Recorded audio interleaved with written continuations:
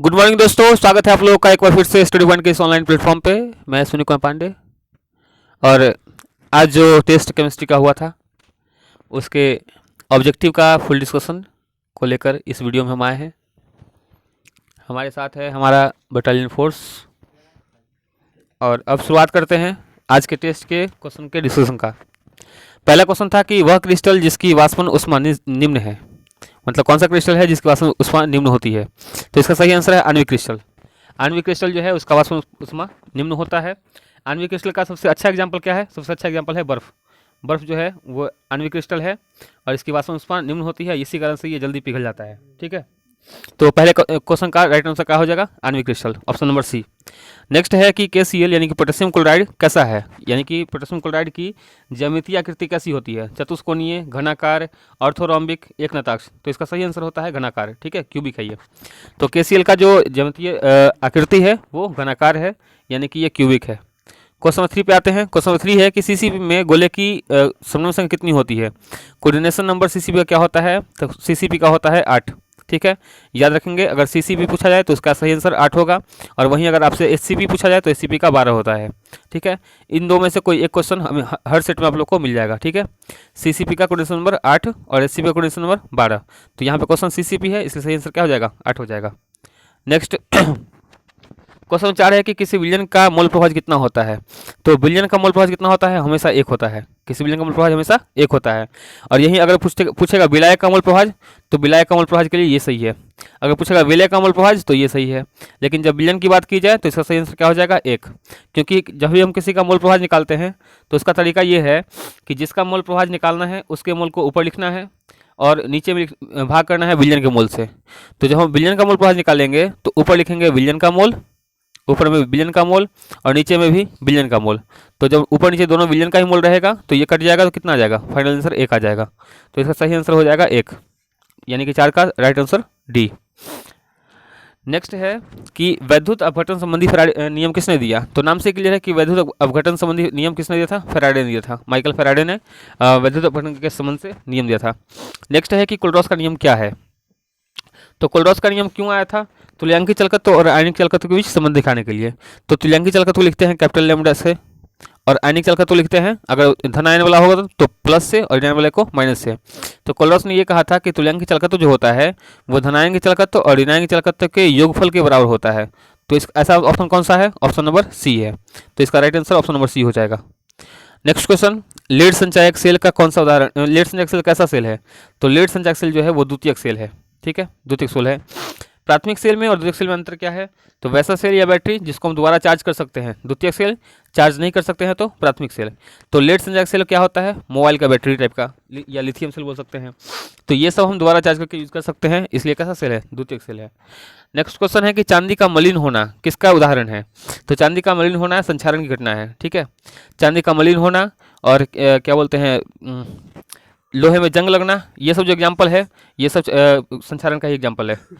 Next question है कि प्रथम कोटि की अभिक्रिया का वेग स्थिरांक का इकाई क्या होता है? तो वो होता है समय इन्वर्स। इसका एक तरीका होता है कि मोल बटा लीटर पावर 1 - n और समय इन्वर्स एक तरीका है। इसमें हम लोग क्या करेंगे कि जब भी कोई क्वेश्चन पूछा जाए जिस कोटि का रहे वहाँ n की जगह पुट कर लेंगे। तो चूंकि यहाँ प्रथम कोटि पूछा हुआ है कि प्रथम कोटि के लिए क्या होगा मात्रक, तो जब हम यहाँ पर 1 पुट करेंगे तो हो जाएगा 1 में से 1 जाएगा तो 0, और इस पूरे का पावर 0, यानी ये पूरा 1 बन जाएगा और बचेगा समय इन्वर्स। तो केवल समय इन्वर्स इसका सही आंसर हो जाएगा। ठीक है, तो 9 का राइट आंसर क्या हो जाएगा? 9 का राइट आंसर हो जाएगा ऑप्शन नंबर बी, समय इन्वर्स। नेक्स्ट आगे बढ़ते हैं क्वेश्चन नंबर 10 की ओर। क्वेश्चन 10 है, कौन सा अधिशोषण उत्क्रमणीय होता है? तो उत्क्रमणीय होता है भौतिक अधिशोषण। तो इसका राइट आंसर हो जाएगा ए।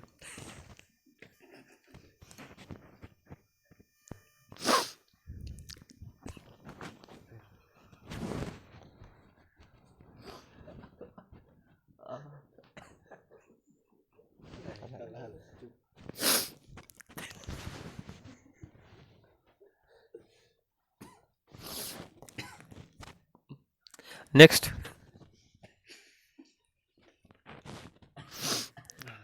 क्वेश्चन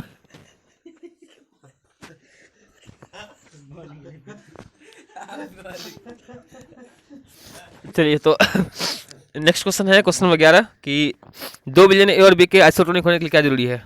तो आइसोटोनिक होने के लिए जरूरी ये है कि दोनों का जो प्रसारण दाब है यानी कि पाई ए और पाई बी जो है वो हमेशा इक्वल होना चाहिए, ठीक है, आइसोटोनिक होने के लिए। और यदि इक्वल नहीं हो यानी पाई ए और पाई बी का जो वैल्यू है इसमें कोई एक ग्रेटर हो कोई एक स्मॉलर हो, तो जो ग्रेटर होगा ज़्यादा होगा उसको हम लोग बोलते हैं हाइपरटोनिक और कम वाले को बोलते हैं हाइपोटोनिक, ठीक है। लेकिन यहाँ आइसोटोनिक बोल रहा है, इसका मतलब क्या, दोनों होना चाहिए बराबर। ऑप्शन नंबर सी इसका करेक्ट आंसर हो जाएगा, ठीक है। Option 11 question number 11 complete. चलते हैं 12 नंबर पे। 12 नंबर है कि ब्राउनी गति का संबंध किस कण से है। तो ब्राउनी गति का संबंध होता है कोलाइडी विलयन से, ठीक है। ब्राउनी गति जो है वो कोलाइडी विलयन का था और ब्राउनी नाम इसलिए पड़ा क्योंकि साइंटिस्ट का नाम रॉबर्ट ब्राउन था, ठीक है। 1827 में नियम दिया था रॉबर्ट ब्राउन ने कि किसी भी कोलाइडी विलयन में जो उसके कण होते हैं वो अनियमित रूप से गतिशील रहते हैं, जैसे मन वैसे गति करते रहते हैं, ऐसे गति बोलते हैं ब्राउनी गति। नेक्स्ट क्वेश्चन नंबर 13, खनिज में जो अशुद्ध पदार्थ लगे हुए होते हैं उसको क्या कहते हैं। तो खनिज से जुड़े हुए अशुद्ध पदार्थ को हम लोग कहते हैं आधात्री या गैंग। इसमें अयस्क सही आंसर नहीं है, अपवान सही आंसर नहीं है, इनमें से कोई होगा नहीं, तो आधात्री या गैंग कहते हैं। नेक्स्ट क्वेश्चन है क्वेश्चन नंबर 14 कि फेन उत्प्लावन विधि उपयुक्त किसके लिए होती है। तो ये होता है सल्फाइड गैस के लिए, वल्नी सल्फाइड गैस के लिए फेन उत्प्लावन विधि का उपयोग किया जाता है। इसमें जो पाइन तेल है उसमें इसको डालकर और पूरा इस तरह से हिलाया जाता है, प्रेशर दिया जाता है, जिससे फेन के साथ वो ऊपर आ जाता है, ठीक है। इसी विधि का नाम फेन उत्प्लावन विधि है। नेक्स्ट है मेलेकाइट किसका अयस्क है। तो मेलेकाइट अयस्क है कॉपर का, ठीक है, मेलेकाइट कॉपर का अयस्क है। नेक्स्ट क्वेश्चन है कि कौन सी धातु प्रकृति में मुक्त अवस्था में मिलती है। तो मुक्त अवस्था में मिलती है प्लेटिनम। सोडियम इसका सही आंसर नहीं होगा, आप लोगों को कई जगह इसका आंसर सोडियम मिलेगा आंसर क्वेश्चन बैंक वगैरह में, लेकिन सोडियम इसका गलत आंसर है क्योंकि सोडियम को हम खुली वायु में नहीं रख सकते हैं। इसको रखने के लिए हम किसका यूज करते हैं, किरोसिन के तेल का, कि किरोसिन में हम सोडियम को डाल सकते हैं, खुली वायु में ये आग लगा देगा, ठीक है। तो क्वेश्चन था कि धातु कौन सी धातु प्रकृति में मुक्त अवस्था में, तो मुक्त अवस्था में कभी सोडियम उपस्थित हो ही नहीं सकता, तो इसका सही आंसर हो जाएगा प्लेटिनम। लोहा का जहाँ तक बात है, लोहा को जब हवा में रखा जाए तो ये लोहा ऑक्साइड बना लेगा Fe2O3, ठीक है, आयरन का ऑक्साइड बना लेगा, ये भी मुक्त अवस्था में नहीं रह सकता है, तो इसका राइट आंसर हो जाएगा option number D. Next question है कि साइनाइड विधि द्वारा कौन सा प्राप्त होता है। तो साइनाइड विधि से उपयोग करते प्राप्त क्या करते हैं हम लोग, सिल्वर और गोल्ड ओनली। तो इसमें सिर्फ ऑप्शन सिल्वर दिख रहा है, तो सिल्वर सही आंसर हो जाएगा इसका। नेक्स्ट है कि पीला फास्फोरस का क्या है। तो एक अपरूप है। अगला क्वेश्चन, निम्न में से कौन द्विभाषमी अम्ल है। तो द्विभाषमी अम्ल इसमें कौन है, H3PO2, ये इसका राइट आंसर है, तो 19 का सही आंसर हो जाएगा ऑप्शन नंबर बी। नेक्स्ट है निम्न में से कौन रंगीन होता है। तो इसमें से रंगीन होता है NO2, ठीक है, ये रंगीन होता है। अगला क्वेश्चन है कि सल्फ्यूरिक अम्ल बनाने के लिए कौन सी विधि का उपयोग करते हैं। तो सल्फ्यूरिक अम्ल बनाने के लिए हम लोग यूज करते हैं संपर्क विधि का, कॉन्टैक्ट मेथड का। नेक्स्ट है कि किसकी इलेक्ट्रॉन बंधुता सबसे अधिक होती है। तो क्लोरीन माइनस का। संक्रमण तत्व किसे कहते हैं, संक्रमण तत्व कहते हैं डी ब्लॉक एलिमेंट को, डी ब्लॉक के तत्वों को हम लोग कहते हैं संक्रमण तत्व, ठीक है। नेक्स्ट है कि DDT बनाने के लिए क्लोरोबेंजीन में क्या होते हैं। तो क्लोरोबेंजीन में हम लोग जोड़ते हैं क्लोरल को, क्लोरोबेंजीन प्लस क्लोरल की अभिक्रिया कराई जाती है। और क्लोरल का फॉर्मूला क्या होता है, क्लोरल का फॉर्मूला होता है CCl3 × CHO, ये फॉर्मूला क्लोरल का है, ठीक है। नेक्स्ट है क्वेश्चन नंबर 24 हो गया 25,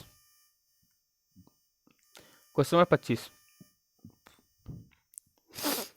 निम्न में से किसका उपयोग निषेधक के रूप में होता है। तो निषेधक के उपयोग किसका होता है, क्लोरोफॉर्म का, तो क्लोरोफॉर्म इसका सही आंसर हो जाएगा। क्वेश्चन नंबर 26, डायथिल ईथर का द्विध्रुव आघूर्ण कितना होता है। तो डायथिल ईथर का द्विध्रुव आघूर्ण होता है 1.18 dB, ठीक है, तो इसका सही आंसर हो जाएगा option number D, question number 26 का। चलते हैं अगले क्वेश्चन पे, क्वेश्चन नंबर 27, CH3OC2H5 का IUPAC नाम क्या है। तो ये हो गया एथ, ये हो गया मेथ, बीच में ऑक्सी, तो मेथ में ऑक्सी, मेथॉक्सी और ये एथेन, तो इसका सही आंसर हो जाएगा मेथॉक्सी एथेन, यानी कि ऑप्शन नंबर ए इसका करेक्ट आंसर हो जाएगा। नेक्स्ट क्वेश्चन है कि हाइड्रोजन बंधन सबसे अधिक किस में होता है। तो हाइड्रोजन बंधन सबसे अधिक होता है एथेनॉल में, ठीक है, C2H5OH में सबसे अधिक होता है हाइड्रोजन बंधन, तो इसका सही आंसर हो जाएगा ऑप्शन नंबर ए 28 का। चलते हैं नेक्स्ट क्वेश्चन, क्वेश्चन नंबर 29 की ओर। यूरोट्रोपिन किससे बनता है। तो यूरोट्रोपिन जो है वो गठिया का दवा है और ये बनता है फॉर्मल्डिहाइड से, फॉर्मल्डिहाइड यानी कि HCHO से, ठीक है। तो फॉर्मल्डिहाइड का उपयोग होता है यूरोट्रोपिन बनाने में और यूरोट्रोपिन जो है वो गठिया का दवा है। तो आगे बढ़ते हैं next question, question number 30, ether किस का क्रियाशील मूलक कौन सा होता है। तो ये सिर्फ O होता है, ईथर का फॉर्मूला O है। क्वेश्चन 31 को चलते हैं। एल्कीन का सामान्य सूत्र क्या होगा? CnH2n होता है। अगर +2 है तो क्या बन जाएगा? ये एल्केन का सूत्र है। -2 क्या है? एल्काइन का सूत्र है। और +1 किसका सूत्र है? एल्किल का सूत्र है। तो एल्कीन का सही सूत्र कौन सा हो जाएगा? CnH2n। ठीक है, नेक्स्ट आगे बढ़ते हैं। फॉर्मल्डिहाइड का नाम क्या होगा? तो फॉर्मल्डिहाइड का फॉर्मूला होता है HCHO। इसमें सिर्फ एक कार्बन है तो एक के लिए हम लिखेंगे मेथेन, और CHO के लिए लिखते हैं अल, तो क्या नाम हो जाएगा इसका? मेथेनल। तो मेथेनल इसका ऑप्शन नंबर बी में है, तो सही आंसर इसका क्या हो जाएगा? बी। नेक्स्ट क्वेश्चन नंबर 33 कि विटामिन सी की कमी से क्या होता है? तो विटामिन सी की कमी से जो बीमारी होता है उसका नाम क्या है? स्कर्वी। स्कर्वी रोग विटामिन सी की कमी से होता है। क्वेश्चन नंबर 34 को चलते हैं। सबसे मीठी शर्करा कौन है? तो सबसे मीठी शर्करा फ्रक्टोज है। और फ्रक्टोज कहाँ पाया जाता है? फ्रक्टोज पाया जाता है शहद में और फलों में। नाम से ही क्लियर है, फ्रक्टोज फल, फ्रूट माने फल होता है। तो शहद और फल में पाया जाता है फ्रक्टोज, जो कि सबसे मीठा शर्करा होता है। अगला क्वेश्चन है कि किस में लिवोगुणक होता है? तो लिवोगुणक भी फ्रक्टोज में ही होता है। ठीक है, तो क्वेश्चन नंबर 34 और 35 का सही आंसर क्या हो जाएगा? बी और बी हो जाएगा। ठीक है, तो ये था आज के टेस्ट का क्वेश्चन, जो आज टेस्ट हुआ था केमिस्ट्री का उसका। नेक्स्ट जो कल टेस्ट है वो हिंदी का टेस्ट है, तो हम अगले क्लास में हिंदी का जो ऑब्जेक्टिव क्वेश्चन होगा वो लेकर आएंगे। और इससे पहले भी जो टेस्ट हो चुके हैं उनका भी वीडियो आप लोग को बहुत जल्द मिल जाएगा। तब तक के लिए धन्यवाद। जय हिंद, थैंक यू।